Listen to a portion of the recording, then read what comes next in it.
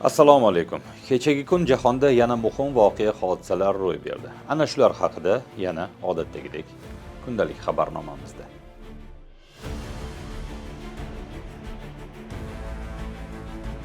14-yanvar kuni ehtimoliy harbiy harakatlar haqidagi xavotirlar fonida Tehron qariyb 5 soatga yaqin o'z havo hududini yopdi, keyin qayta ochdi. Yopilish o'nlab aviakompaniyalar reyslarini bekor qilishga, yo'nalishini o'zgartirishga yoki kechiktirishga majbur qilgan.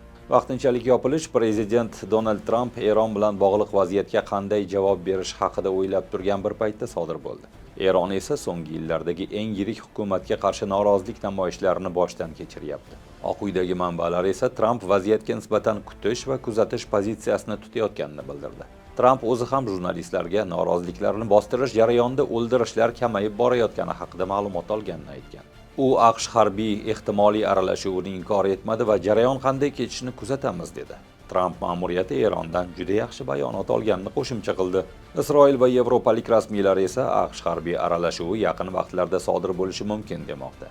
AQSh rasmiysining aytishicha, Qo'shma Shtatlar Yaqin Sharqdagi bazalardan ayrim xodimlarni olib chiqmoqda. Bundan oldin Eronning yuqori martabali rasmiysi, agar Washington zarba bersa, Tehron AQSh, Saudiya va Birlashgan Arab Amirliklaridagi bazalarga hujum qilishidan ogohlantirgan edi.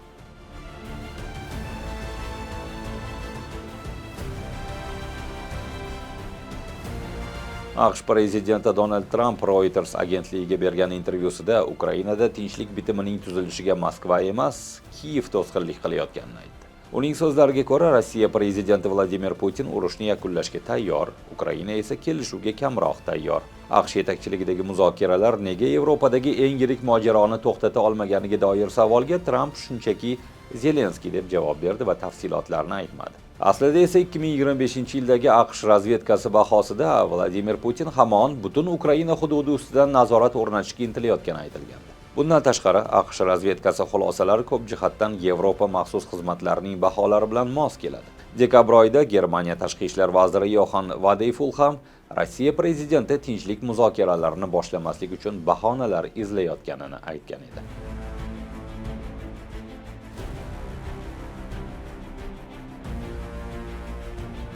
AQSh 14-yanvar kuni G'azo urushini tugatish bo'yicha rejaning ikkinchi qismini ishga tushirayotganini ma'lum qildi. Lekin hozirda birinchi bosqichning asosiy elementlari, jumladan Isroil va Hamas o'rtasidagi to'liq sulh hamon bajarilmagan. Xususan, birinchi bosqich Isroilning G'azoda yuzlab odamlarni o'ldirishi, oxirgi isroillik garovga olingan shaxs jasadining qaytarilmagani, Misr bilan chegaradagi Rafah o'tkazish punkti ochilmagani sabab izdan chiqqan. Ikkinchi bosqichga o'tilishi bilan AQSh va uning hamkorlaridan bundan murakkab masalalar, Hamasni qurolsizlantirish va xalqaro tinchlikparvar kuchlarni joylashtirishni hal qilishga to'g'ri keladi. Donald Trampning maxsus vakili Steve Witkoff bu bosqich G'azoda o'tish davri uchun texnokratik Falastin ma'muriyatini tashkil etilishini aytgan. Shuningdek, qurolsizlantirish hamda qayta qurish jarayoni boshlanadi. Misr, Qatar va Turkiya qo'shma bayonotiga ko'ra, Falastin organi 15 a'zodan iborat bo'ladi.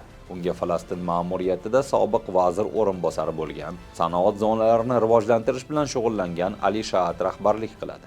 Shaatning aytishicha, qo'mita avvalo G'azo vayronalari orasida chodir shaharchalarda yashayotgan ko'chirilgan falastinliklar uchun uy-joy bilan ta'minlashga e'tibor qaratadi. Texnokratlar organi Xalqaro tinchlik kengashi tomonidan nazorat qilinadi. Uni esa Birlashgan Millatlar Tashkilotining Yaqin Sharq bo'yicha sobiq maxsus vakili Nikolay Mladenov boshqarishi kutilmoqda.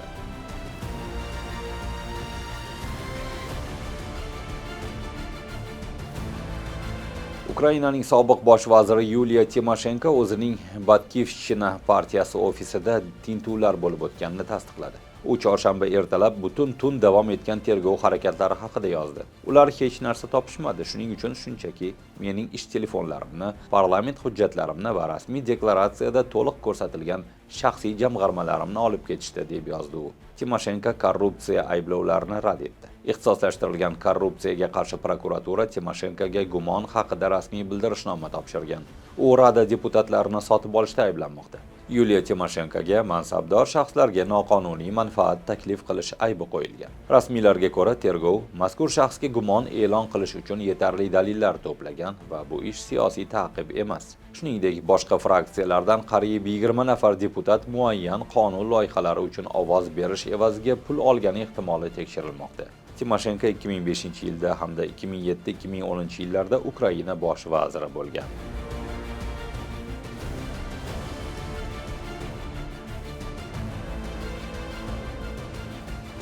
AQSh prezidenti ma'muriyati 75 mamlakat fuqarolari uchun immigratsion vizalar bo'yicha arizalarni ko'rib chiqishni to'xtatyapti.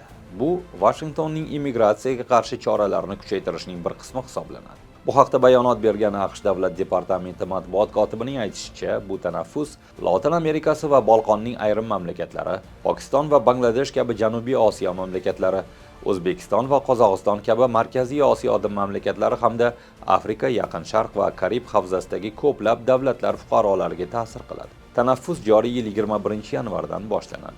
Reuters ko'rgan rasmiy xabarnomaga ko'ra, departament AQSh vizasiga ariza topshirayotgan barcha shaxslar uchun eng yuqori darajadagi tekshiruvni ta'minlash maqsadida barcha qoidalar va ko'rsatmalarni to'liq qayta ko'rib chiqish jarayonidan o'tkazmoqda.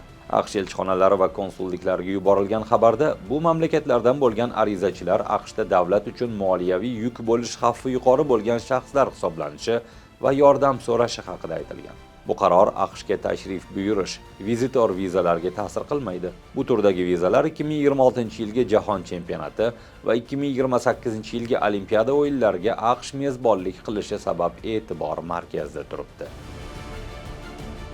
Bugunchalik sizga yetkazmoqchi bo'lgan xabarlarimiz mana shulardan iborat. Ko'rishguncha.